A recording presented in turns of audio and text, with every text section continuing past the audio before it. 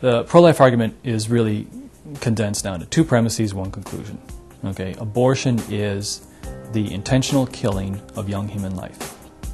The intentional killing of young human life is morally impermissible, therefore abortion is morally impermissible. One common objection is you'll hear it said that a woman has a right over her own body. Now the quick response is that this is an irrelevant response because the fetus is a different body. Although young human life is in the woman's body, it is a different body nonetheless. Something has to die. That's the end or goal of an abortion. And that something in this case is a human fetus. So an abortion logically requires, one, the death of a human fetus, and that is what is chosen. A second misconception is related to the first, and that is that the abortion issue revolves around the question of when human life begins. But if abortion is what it is, it logically requires that there is a life there.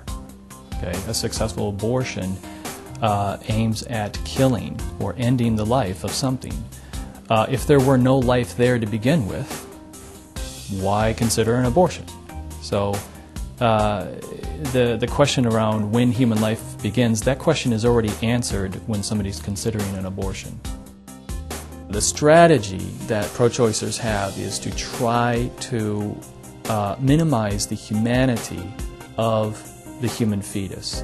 And they do this by locating our rights or our moral status or our moral worth in certain properties or abilities that we adults have, right? The ability to think, reason, to have interests, to be self-conscious.